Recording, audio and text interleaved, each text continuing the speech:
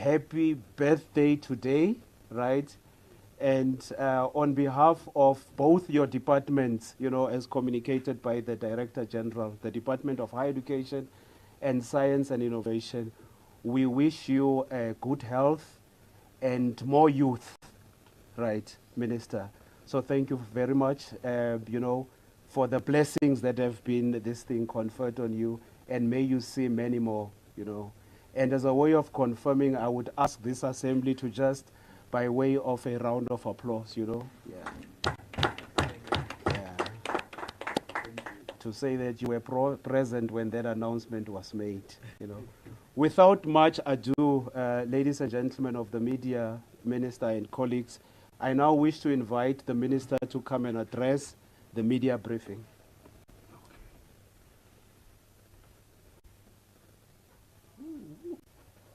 There's no space today here. And if they can help us move them. Or I can take this out.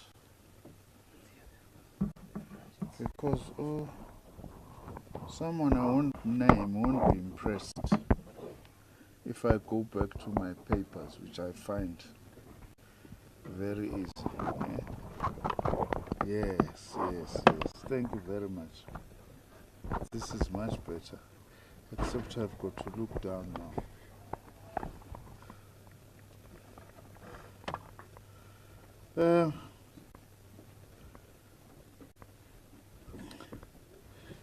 Program Director, Mr. Velimbele, my media liaison officer, and thank you for your kind wishes on my birthday. What a way to celebrate a birthday. Let me also greet the Director General of the Department of Higher Education and Training, Dr. Nkosinathi Sishi, my special advisor, Mr. Nzimande, Mr. Stebis of Freeman Numvalo, who I will introduce just now, members of the media, fellow South Africans. I called the special briefing of the media to publicly communicate the reasons for my decision to dissolve the NSFAS Board with immediate effect and to place the institution under administration. This I did on Friday with the publication of the Government Gazette. I also wish to use this media briefing to outline the implications of this decision and further outline the measures we will be putting in place to ensure the continued functioning of the National Student Financial Aid Scheme and even improve it. Our decision to communicate in this manner is informed by a number of considerations. As a minister, I have a deep appreciation for the, not as a minister, as minister in this instance. I have a deep appreciation for the progressive and transformative role that NSFAS has played over the 33 years of its existence. As one of the democratic government's most decisive instruments in the fight against intergenerational poverty and to advance access to post-school education and training. In its history, NSFAS has supported more than 5 million beneficiaries, thus producing hundreds of thousands of skilled professionals and the middle class, especially from within the ranks of the poor and the working class sections of society. This is definitely one of the most important achievements of this government over the past 30 years of our democracy, and it must be celebrated as such. In fact, there can be no better way of celebrating 30 years of our democracy than to highlight and celebrate the 30 years of NSFAS, the 33 years of NSFAS. Flowing from this, I'm also sensitive to the public expectation on NSFAS as it relates to its role in enabling poor and working class families to give their sons and daughters the gift of education.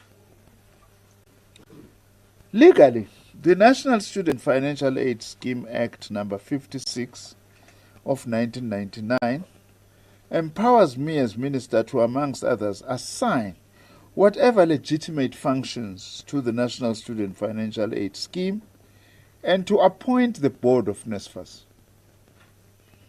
Through various formal engagements, as Minister, I have consistently raised my concerns and unhappiness with the outgone NSFAS Board about the inability or failure of NSFAS to carry out and implement some of its basic responsibilities that I have allocated to it in terms of the Act. The inability relates to the following: inability to fully implement the recommendations of the Werksman's report, key amongst which was the termination of the contracts of the direct payment service providers, which, according to this report, the Werksman's report, were appointed irregularly. I must say I raised this in December, that steps must be taken to remove these service providers, and that hasn't happened.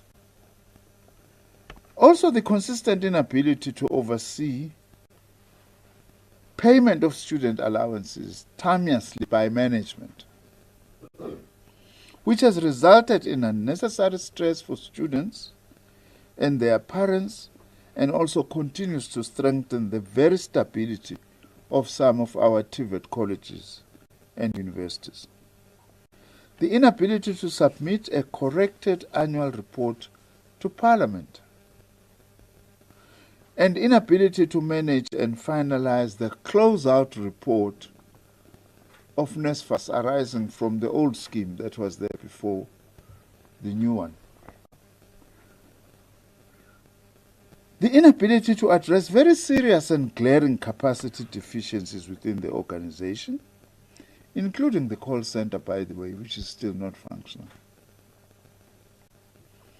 The consistent inability to respond to student queries in a timeous and efficient manner, and inability to consult on the guidelines for the missing middle and the implementation of the missing middle solution. In an attempt to resolve these problems or to mitigate their negative impacts, as Minister, I engaged the board on several occasions on various solutions, including a turnaround strategy, which has not been achieved within agreed timelines. It may be unfair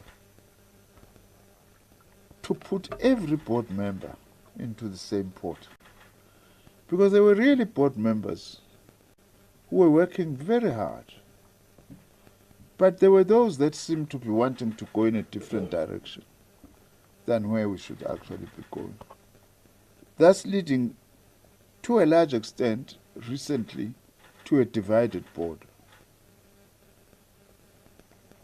So despite these engagements, several engagements, NSFAS continues to face serious challenges in its business processes, IT systems, capacity and policies and controls. Unfortunately, this has not just impacted on the well-being of students negatively, but has also brought serious reputational damage to NSFAS itself, the Department of Higher Education and Training, and government. And our detractors have been celebrating these weaknesses. And I have said this before, our enemies and detractors want to attack NSFAS because NSFAS is one of the most important interventions of this democratic government, as I said at the beginning. And unfortunately, these weaknesses have given them a weapon by which to actually attack government. And it's very clear that we must distinguish between these weaknesses in NSFAS and the impact that NSFAS has made over its 33 years of existence. In view of all of this, and in terms of Section 1A and 1B of the NSFAS Act, on Thursday, the 11th of April, I convened a meeting with the NSFAS Board and informed them of my decision to dissolve the board. It's an unfortunate decision because it's not nice to dissolve boards. I don't enjoy it. And of course, I also then announced that I will be placing NSFAS under administration with immediate effect. In the same meeting, I also thanked the outgoing board members for their service to the organization. Then on Friday, the 12th of April 2024, I announced the appointment of Mr. Stembiso Freeman Nomvalo as the new administrator for NSFAS. So as from Friday, there is now an administrator, and here is Mr. Nomvalo Freeman. Nangula pamwa. Ningangibuzi ukuthi uphi lo administrator. Uyaphila noma akaphili. Nangu uyaphila. I want to say, Mr. Nomvalo, thank you very much for being with us today. And as some of you may be aware, Mr. Nomvalo has over 25 years working experience, 17 of which were at senior level, both in the public and private sector. Mr. Nomvalo also holds the distinction of being the first African and longest-serving Accountant General of a democratic South Africa. He also possesses extensive knowledge and an impeccable track record in public finance and government processes. His last job has been as CEO of the South African Institute of Chartered Accountants, SAICA. As the new administrator of NSFAS, Mr. Nomvalo's mandate will include the following. We are saying will include because there may be other issues that we may want to engage, or as we engage further, we may decide that they actually need to be done. But here are the issues so far. To take over the governance, management and administration of NSFAS for an initial period of 12 months, but subject to renewal for a further 12 months depending on progress. And that is from the 12th of April. That is 2 days ago. That Mr. Nomvalo is now the administrator. It's not that he is still going to be. He is now the administrator of NSFAS. Also, his task is to ensure the effectiveness in terms of the finalization of funding guidelines of the loan scheme for the missing middle, to resolve the data integration challenges as a matter of urgency. You know, there is need for NSFAS for institutions to send data to NSFAS. By the way, I would like to urge that our colleagues that we work with, some in USAF, that it's important that we work together and not throw stones at each other. Because in some instances, the fault is not with NSFAS.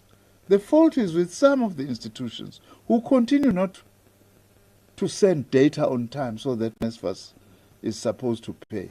And then NSFAS carries that entire responsibility when in some instances it's not NSFAS' responsibility. So therefore we urge USAF to ensure that all its institutions, they give us data on time. So Mr. Nomvalo is going to help us to achieve this. We will also, by the way, just this week, facilitating a meeting between Mr. Nomvalo and all our stakeholders, students, vice-chancellors, college principals, the unions, and others. Also, we would expect the new administrator to finalize all the necessary funding decisions and outstanding payments, including those relating to student accommodation. Now, this point is very important because some people were saying, oh, now that NSFAS is under administration minister, it means my appeal is no longer going to be considered, a student would ask. Or as a private student accommodation provider, I'm still being owed. Does it mean now I'm not going to be paid? No. NSFAS will do all what it's supposed to do. And that's why the administrator is here. We want to assure everybody, we want to assure the country. We are doing this because we want to improve the functionality of the organization. Also, we will expect the administrator to ensure the reconciliation of funding data between universities and TVET colleges and NSFAS, to ensure that all the necessary agreements are in place and that students are accurately funded and recorded, and making sure that all NSFAS qualifying students receive funding.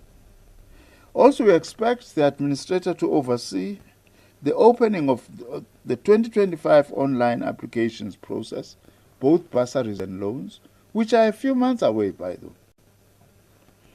To ensure also that all the necessary partnerships for managing the applications process are in place and can be effectively monitored, and develop and manage a communications plan for the application period.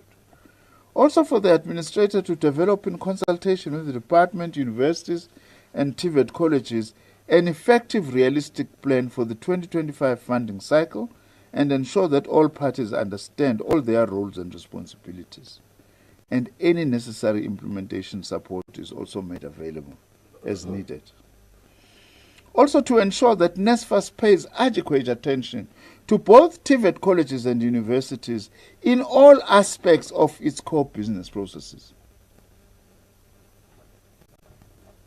To put in place the necessary management and governance controls to ensure that all risks of the 2025 student funding cycle are appropriately managed with the support of the department and institutions as necessary. I mustn't be misunderstood when I constantly refer to 2025. I have already pointed out that things that needs to be done now in 2024 for 2024 must be done.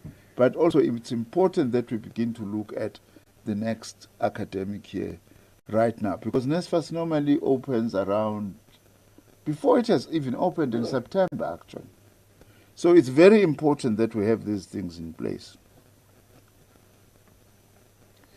Also, we expect the administrator to manage the day-to-day work of NSFAS and steer the organization to address its operational challenges fully. This will include the strengthening of structures, systems, and policies that will ensure good governance and effective management of the core operational mandate of NSFAS. Also, to ensure that adequate plans are in place to make funding decisions at the earliest possible time of the year and as close to the period of registration as possible. Also, we expect the administrator to oversee all necessary forensic, this is important, and other investigations necessary for the effective operation and management of the entity. One of those was the investigation done by the board on the allegations arising out of outer document. I understand that report is close to completion, which means the administrator will have to take it and look at it and act accordingly where necessary, as well as many other investigations that may have to happen. Now, I don't want DG to start speculating or saying things prematurely. There's lots of allegations about allocation of student accommodation, for instance. Those matters may have to be looked into. Just you do, what do you call it? A random sample, to look into how some of these things have been allocated. As administrator, Mr. Nomvalo will report to the Minister of Higher Education and Training or to his delegated officials. Besides other forms of communication and interaction with the ministry and the department, we'll expect the administrator to submit a written report every 3 months on the progress made regarding the above issues. As administrator, Mr. Nomvalo may appoint technical experts where necessary and where he deems fit to assist in the different areas of cooperation at NSFAS, of course consulting with myself. Furthermore, together with myself, the administrator, I will lead a process to further communicate this decision of his appointment to the employees of NSFAS and to other stakeholders. The dissolution of the board, let me repeat this, will not affect the normal functioning of NSFAS. As Mr. Mnisi was saying the other day on radio, the spokesperson of NSFAS, including all payments that have got to be made. So people must not panic. We seek to address these things. We're not going to change our commitments just because there is now administration. Unless if we pick up problematic things. Where we pick up problems, then we will act. The administrator, I wish to say, will convene a meeting towards the end of the week, hopefully, but at the latest by early next week, just in case there are some delays, to communicate, give more details on all these things that will have to be followed up and be done. I can't do that here in the detail that it is needed. Now, in conclusion, as Minister, I wish to take this opportunity to once again thank the board members of the board that has been dissolved for their service and wish each one of them well in their future endeavors, and also to thank Mr. Nombala for agreeing to take over this task. We are lucky actually to be getting someone like him, right as he finishes at SAICA, before others think of grabbing him or himself thinking of going there and there. We managed just to move in just on time and say, hey, would you consider coming to help us? Huh? Yes, the country needs him. Me as I acted as Accountant General for Treasury for the whole country. So he knows what it means to be needed by a country. Now, the decision to dissolve the NSFAS Board was not something that we took lightly. And I wish to assure the public that in taking these decisions, I have considered all possible implications, including the impact that it might have on NSFAS employees and the students. That's why I'm saying that we are putting in place mechanisms to ensure that that doesn't happen. As stated in my media statement on Thursday, 11th of April this year, this decision forms part of a set of ongoing interventions by myself as Minister, which are primarily aimed at improving the organizational efficiency of NSFAS. Most importantly, my decision also aims to ensure that deserving students receive the necessary financial support and that NSFAS remains focused on its mandate, which is to provide financial assistance to students from poor and working class backgrounds. If we have released this, some people will have to correct it because it says here, students from poor and working backgrounds. So it's not backgrounds that are working, it's the working class. I know, we're all rushing, typing this. I'm not blaming you.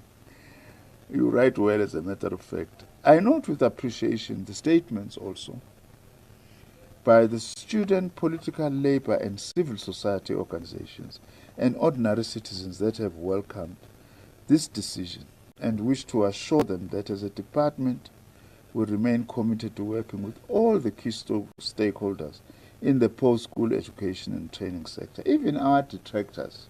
If they change their minds, they want to work with us, our door is open. But if they choose to remain as detractors, let them remain as detractors as long as they want. If they change, we are willing to work with anyone who wants to work with us because we are an open government. NSFAS is essentially about the cherished dreams of millions of families who wish to give their daughters and sons the gift of education but may not have the financial means. As a society and government, we have historical and moral obligation to ensure that the dreams of these families and their dependents are realized. For this reason, it can't be business as usual at NSFAS, or within my department for that matter, when students are unable to register, buy themselves food, or are threatened with eviction by private accommodation providers because their allowances have not been paid. I also use this opportunity to call upon all workers and staff at NSFAS to redouble their efforts in ensuring that this entity realizes its objectives. Sicela abasebenzi bakwa-NSFAS ukuthi bazinikele ekutheni bazosebenza ngokuzinikela okungaphezulu kunakuqala ukuze senze isiqiniseko ukuthi ayiphazamiseki i-NSFAS kule inyathelo esiyithathayo. Abasebenzi ke bayazi uma ngisho lento ngoba labasebenzi baka-NSFAS umsebenzi wabo ukusiza abanye abasebenzi nabantu abahluphekayo ukuthi kusho ukuthini ukuba nomntwana osegqoka ijazi into eningakaze nayiphupha emlandweni wonke womndeni. Ngingakho ngithi ngiyacela sizokhuluma nabo abasebenzi futhi ukuthi ake sisebenze ukwenza isiqiniseko ukuthi iyasebenza lento. I do wish to say this, by the way, without sounding vociferous. I had to help a student at NSFAS who was being turned back. I need to say this. Who was being turned back because they said the university has not sent the results. It's a continuing student.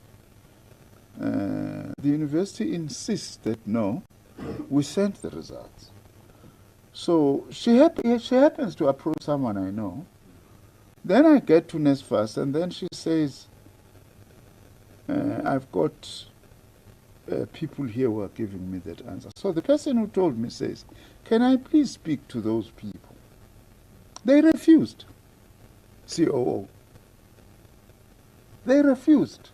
They said no. And then this person asked, can I then speak to the supervisor of that person at NSFAS?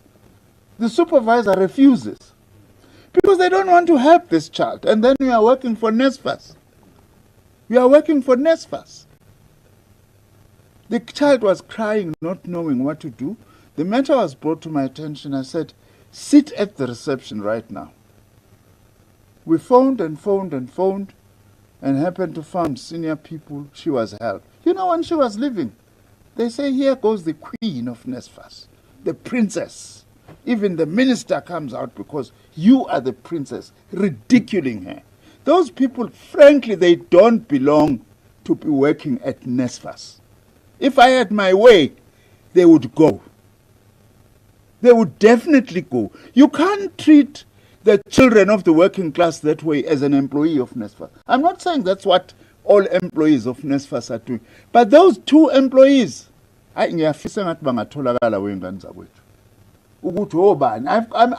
will come in as a witness, as a minister, to actually say that is what they did. We don't expect that. That's why we will engage the trade union movement as well and say, within your ranks, you can't be having people who are actually behaving this way. This kid had to cry even more because she's being ridiculed. Or because all what she wants. In the end, by the way, the university had submitted. But NSFAS couldn't pick it up. What was the explanation? No, it was sent when we're using our old system. Now we have a new system. Let the university send them again through the new system. Which shows your tasking administrator in terms of your IT systems that actually needs to be solved. I'm sorry to be feeling like this, but I have to, because I know what it is like to be rejected in an institution. And the student is doing third year. What are we trying to do? So I hope that then we will have a good discussion with the workers. Hopefully these ones who did that to be exposed. I had a very good meeting with the shop stewards, by the way, of Nehawu at NSFAS. Very good meeting. And we reached a very important understanding. I wish also that we draw them into this, so that they actually become aware that such things are not needed. Surely, it would be very cruel for me to allow such instances to continue. Therefore, it is my sincere hope that all will support me and my department as we continue with the work of ensuring that NSFAS simply does what it's meant to do, which is to provide deserving students with financial support and do so on time. Those who are deciding, by the way, those political parties who are deciding to campaign opportunistically around these challenges that we face at NSFAS, I say to them, shame on you that you could actually opportunistically campaign, because it's as good as gambling with the future of our young people. I thank you very much.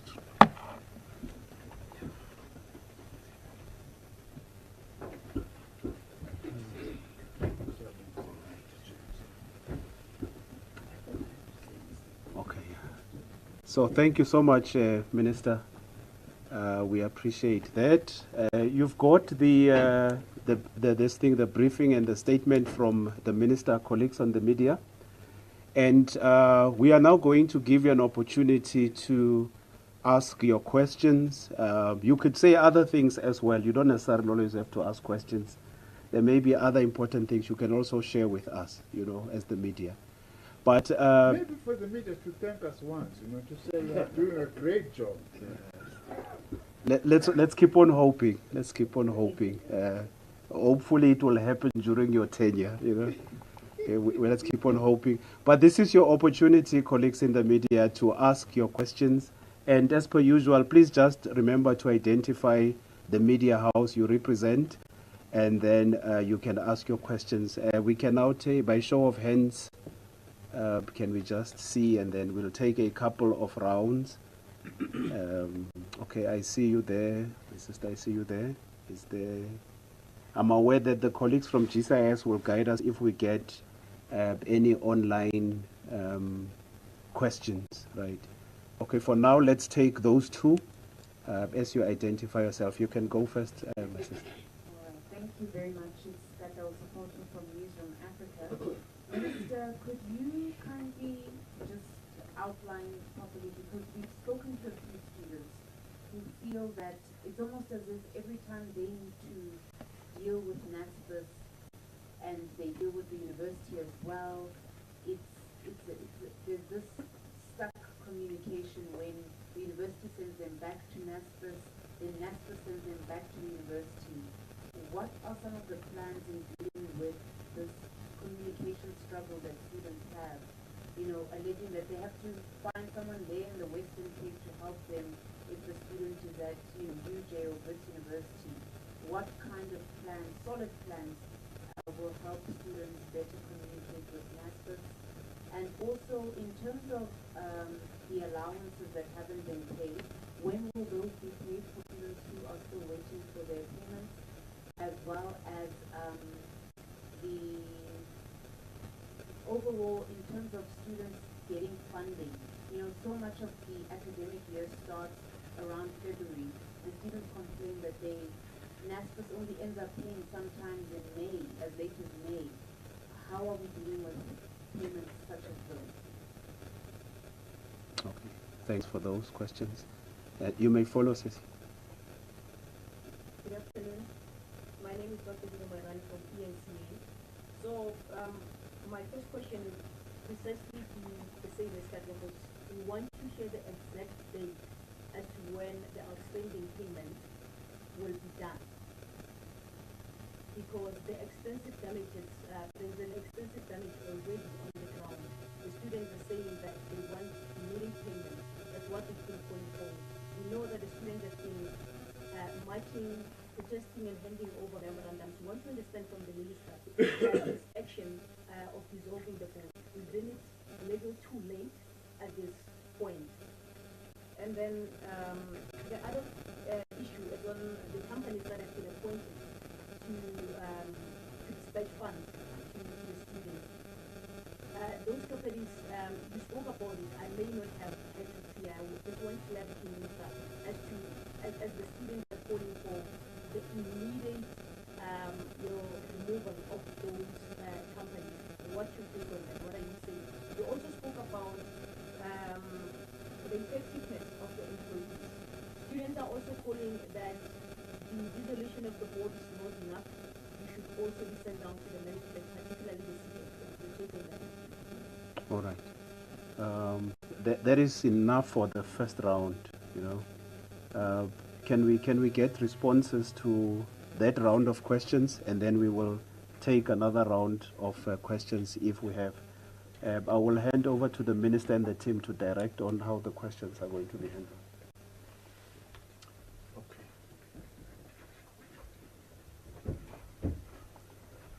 Yeah, thank you.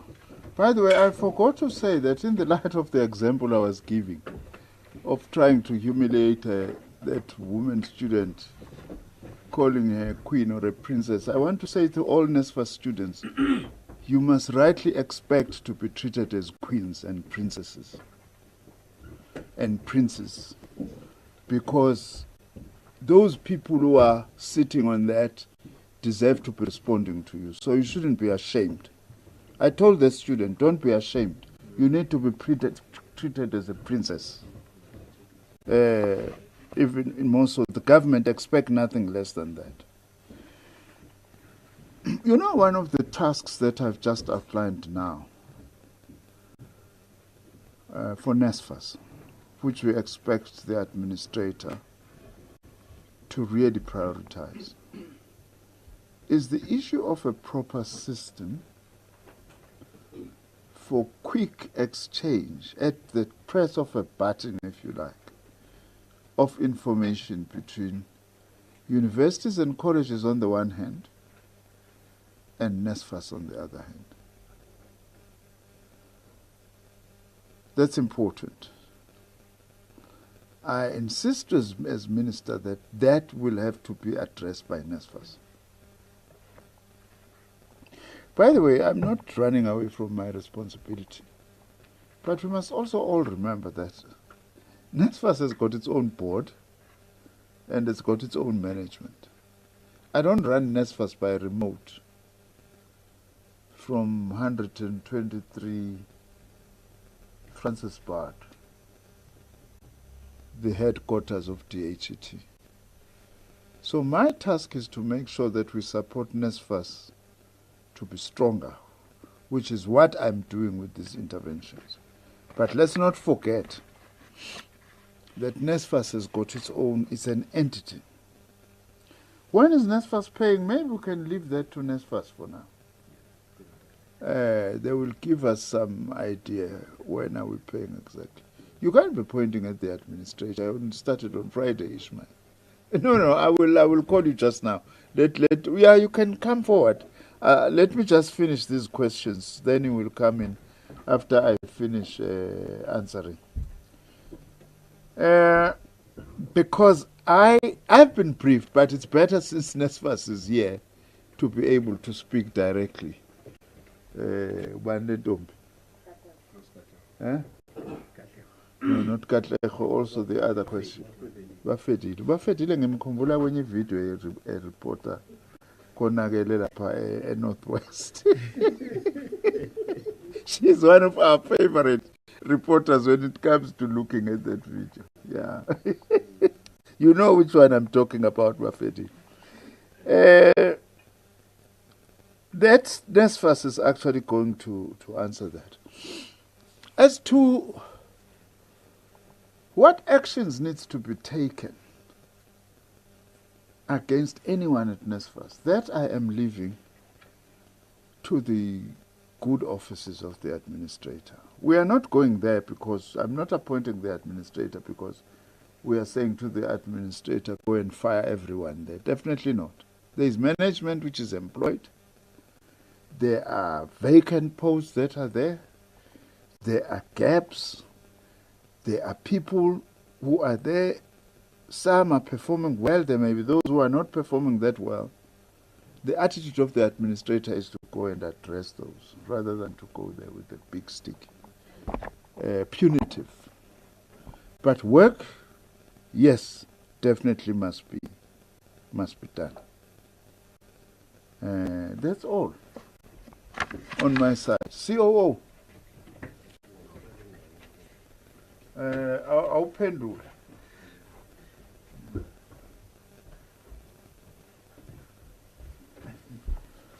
Sorry, Ismail, I thought you would come by administrator. No, thank you very much, Minister. So I think from our side, what we can say is that NSFAS granted an extension to all universities to continue to disperse allowances to students from April to July 2024. So in other words, this extension is for 4 months. So on the 12th of April 2024, the scheme advanced a payment to universities to disperse student allowances on the 15th of April 2024. This includes the catch-up allowances to all universities who submitted their registration data after 19 March 2024 cut-off date. These institutions were requested to prioritize these catch-up payments and further provide NSFAS with the timelines for the disbursements of these allowances. The extension granted to universities to disperse allowances underscores the scheme's commitment to students to receive uninterrupted monthly allowances with precision and without delays. So what we have done, we have made that advance upfront payment on Friday, and then, as we've indicated, that the date will be the 15th of April. And this is for universities. And maybe just to highlight the point, Minister, that this will be for all type of allowances. So with regards to book allowances, that will be done by institutions. It will be paid by institutions. Accommodation allowances for the non-pilot accommodations will be done by institutions. And then private accommodation allowances pilot will be done by accommodation solution partners. Food allowances will be institutions. Travel allowances will also be institutions. Living allowances and the pre-funder allowances will also be done by institutions. And this will also include the disability funding. So all of those will be institutions. Now, with regards to TVET college payments update, the catch-up payments will be disbursed on Monday, and this is tomorrow, 15th April, through direct payment partners. So the purpose of this catch-up disbursement is to ensure that all outstanding student allowances and tuition are settled for students whose valid registration data, and this is important, was uploaded onto the NSFAS portal by the 11th of April 2024. The extension granted to universities to disperse allowances underscores this scheme's commitment for students to receive uninterrupted monthly allowances again, and that's the point that we're making. So the payment will cover the May 2024 allowances, trimester 1. Students will receive full payments while semester 1, and annual students will get a 4 months worth of allowance. So I hope I've been able to answer that question. Yeah. Thank you very much. But you need to point out some issues which stay NSFAS assessment. Yes. When the media will have its field day, as it normally does. All right. Get all the answers in detail. All right. To just add one point that the CEO was supposed to add as well, but so the other thing, in addition to what was just shared with you colleagues, is that there's an understanding that NSFAS is going to have a separate and standalone press briefing to give further detail and more clarity with regards to the outstanding payment as to how those are going to be addressed. So you should now expect an announcement from NSFAS on when that will be done. So we will leave that detail and that announcement to them, because that has been a specific press briefing that's going to deal with the issue of allowances specifically in greater detail. So we should expect that. Can we check if there are still any other questions? Okay, I see Oskatli's hand is up. Noted, Oskatli. Let's go to the back and then we'll come to you, Oskatli. That's probably from GCIS. Thank you, Bailey. I will be presenting questions that are coming from online. Okay. And the first two are coming from Hajra Omaji, representing Business Day. And the first question is, you asked the universities to pre-fund students until July, as reported, and if so, are you not shifting the goalpost until after elections? And the second question, will there be accountability for why the 4 service providers were appointed now that some have resigned and now that the board has been dissolved? And we have, I think, 4 questions from Okutle, who is representing Cape Times Value. Let me know how we can go about these questions. The first one, the independent legal firm TGR attorneys was appointed to probe Mr. Khoza. They started work, and what is the time frame for them to complete the report? And the second one, will the firm possibly look into the conduct of other board members for consequence management? As the minister suggested, some board members were not doing their work. And number 3, since the NSFAS Board has been dissolved, will the TGR attorney's findings be handed to the administrator or the minister? And the Portfolio Committee on Higher Education is calling on the minister to consider conducting a skills audit of the workforce, and that performance management be implemented without fear of failure. Will this be considered? And Christian Duplessis from Network 24, what is the response by the minister to the call by parties and organizations for him to resign in light of the situation at NSFAS and the allegations of corruption against the minister? That should be all for now. All right. Thank you very much. What was the second question by Hajra? The second question, Minister, by Hajra was, will there be accountability for why the 4 service providers were appointed?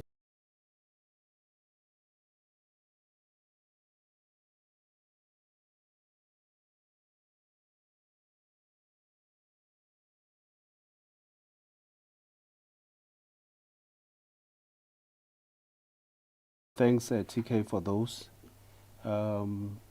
Minister and team, if we to be guided on the responses to those. The minister, in a soccer team, you would be referred to as a striker, you know? Yes. Yeah. Yes. Yes. He's number 6 now. You don't know whether I was playing actually last night in the game between Pirates and Amazon. So you may be surprised, you know. No, thank you very much. Let me answer these questions. If there is anywhere where I am short, DG, you may want to come in, your COO also, because some of the questions were covered. Maybe Hajra has not understood what do we mean that the universities will continue paying. So that perhaps the characterization of shifting the goalposts and also just kicking the can down the road until after the elections is properly accounted for, or we respond to that. NSFAS, we changed. Let me get an opportunity also to explain this. Some years ago, I don't exactly remember now when was this, 2013, 2014, we were inundated with lots of allegations of corruption in the allocation of NSFAS first, and also in the distribution of NSFAS allowances. The first one is the allocation, who receives NSFAS. And we undertook a very extensive forensic study, which indeed showed that in a number of universities, there is lots of corruption in the allocation of NSFAS. We even had anecdotal stories which were real. A student who is being paid for by his or her parents manages to go to the finance office and buy NSFAS. 2,000 rand, and you get all your tuition and whatever paid for. Some of these anecdotes was that some of the students had flat screen television. Those days, flat screen television was still a big thing. I'm not so sure today. And cars, some of them driving cars. We have got that report, by the way, DG.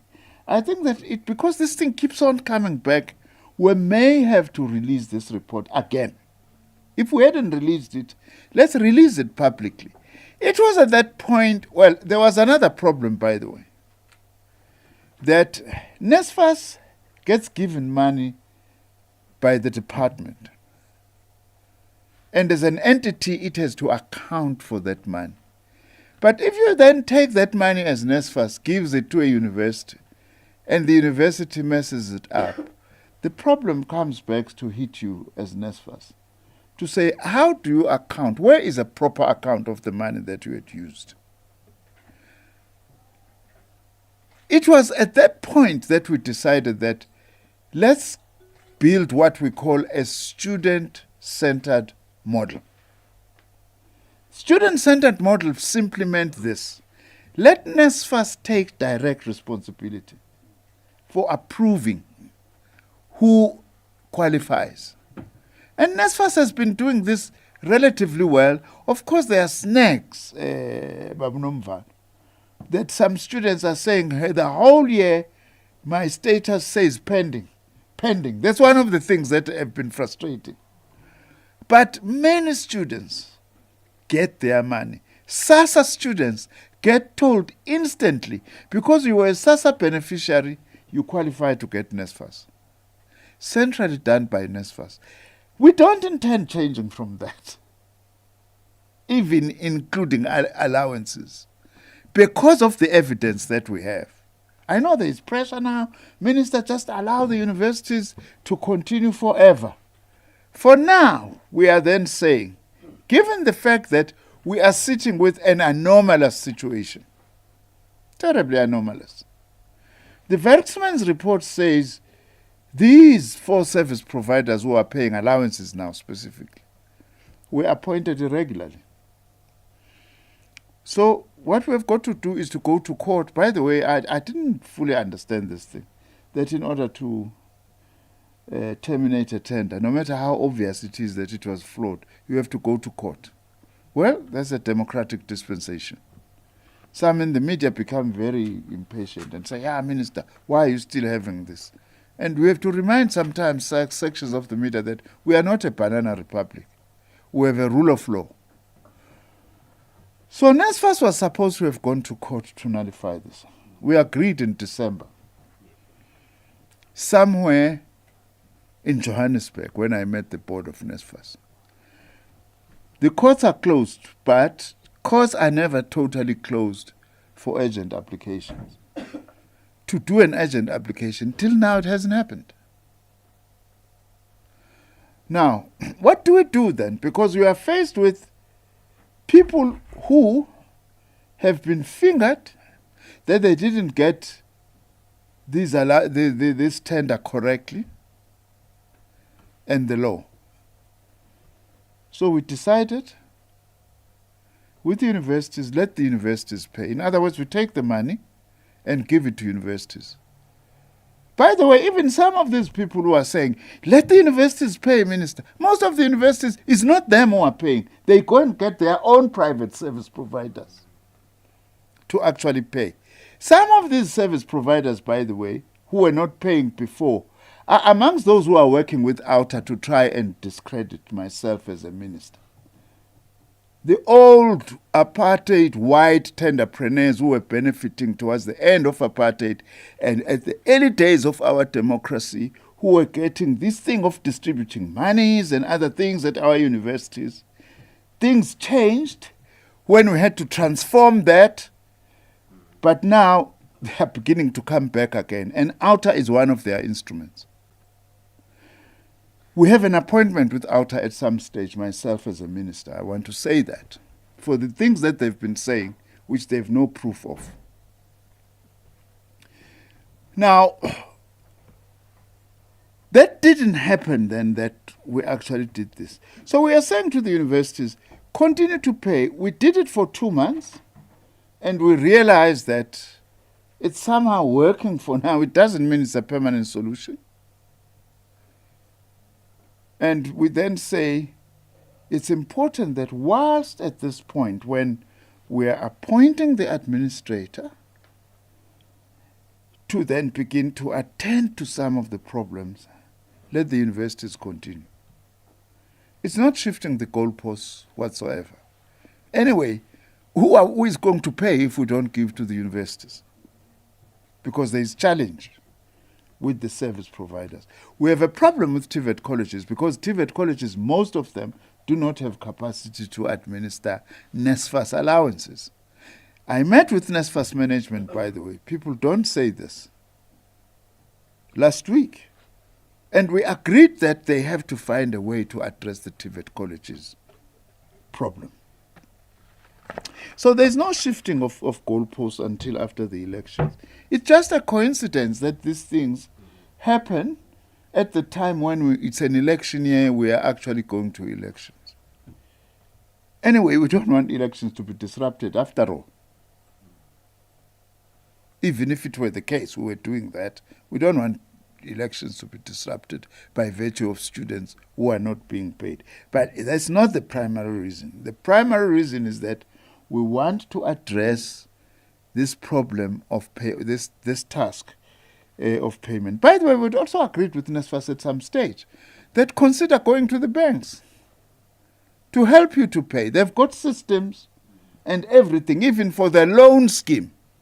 But all that now we are leaving in the capable hands of the administrator to address. I thought that I needed to explain this. Yes, people will account. That is why I am saying one of the things that we want the administrator to do is to implement the Waxman's report to the full. In the Waxman's report, there are people who are fingered there, that they were part of this irregular appointment of these service providers, and they must be charged. NSFAS must bring them before the disciplinary committee. And that's what I want done. That's what the administrator will have to look at that report and actually do that. So we want to ensure that this actually happens. The report that we are talking about by the TJR attorneys, I think I touched on that earlier, that we think that this report should just be about done now. Of course, I hope that I will get a copy, but now officially it has to be submitted to the administrator. Because it was commissioned by the board. It was not commissioned by me. They will inform me if they want to inform me about what the report says, or even maybe give me the report. But now, because it was commissioned by the board now is the administrator. So that report will have to be submitted to the administrator, and the administrator will be able to handle that matter. Minister must resign. Who is saying that? The DA, the EFF, this new entity called MKP. Thank you very much. I'm not appointed by them. I'm not appointed by them. Why should I resign? For what? For actually growing NSFAS to a 50 billion rand operation today. For the things that I have done with TVET colleges, extending NSFAS to that, and growing the post-school education and training sector in this country. They are playing politics, of course, when they say I must resign. So I'm not going to resign. I'm not appointed by them. I'm appointed by DA. Maybe the day I will have to be appointed by the DA, I'll go. Because I wouldn't serve a government led by the DA for that matter. They support genocide in Israel. 90 professors have been killed, by the way, in Gaza. Yes, they say I must intervene at NSFAS, but they allow Netanyahu to butcher children and kill 90 professors. In fact, all the universities in Gaza are closed, as I'm talking to you now. So I'm not going to resign because there is no reason why I should resign. Because the DA and some of these other parties who didn't do anything when they had an opportunity to do something, then they tell me that I must go. I think I've answered everything.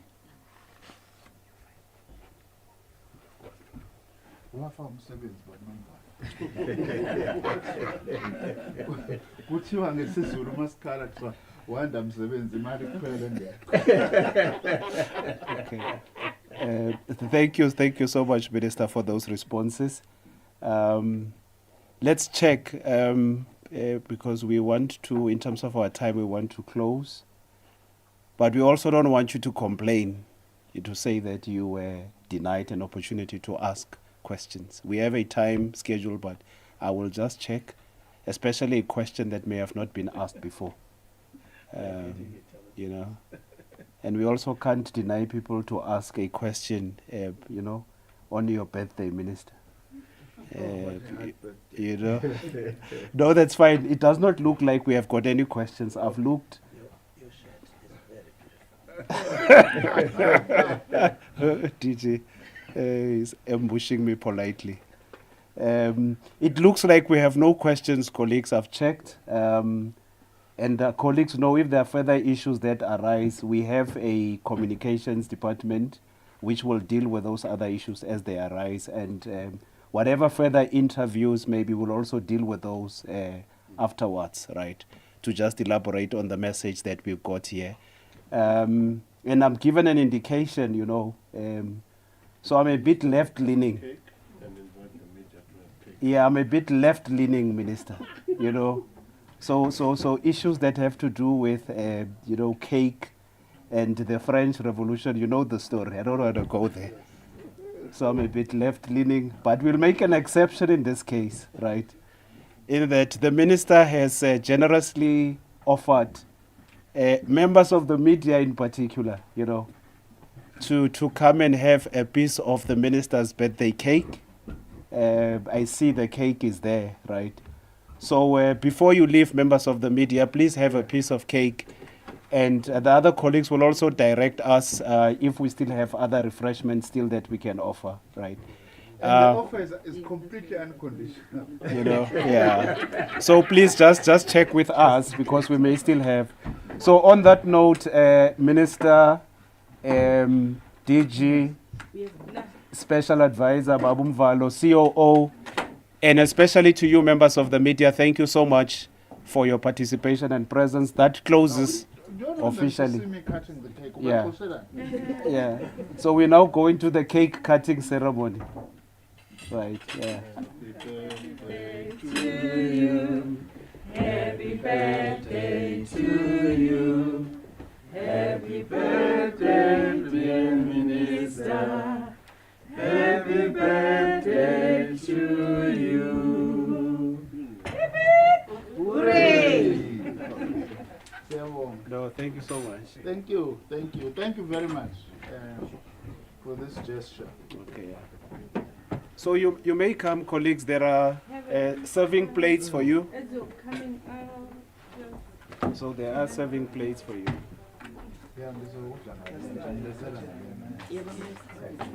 Yes.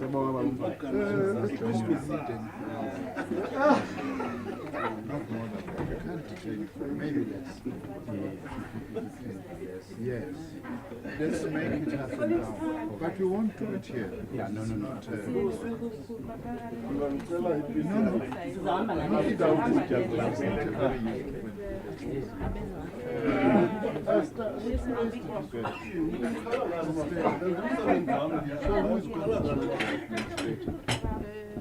With the direction, it's not far. I will send you the location. I'll send, but you can follow on. But I'll send you the location. No problem. I'll just send you. Please, guys, media.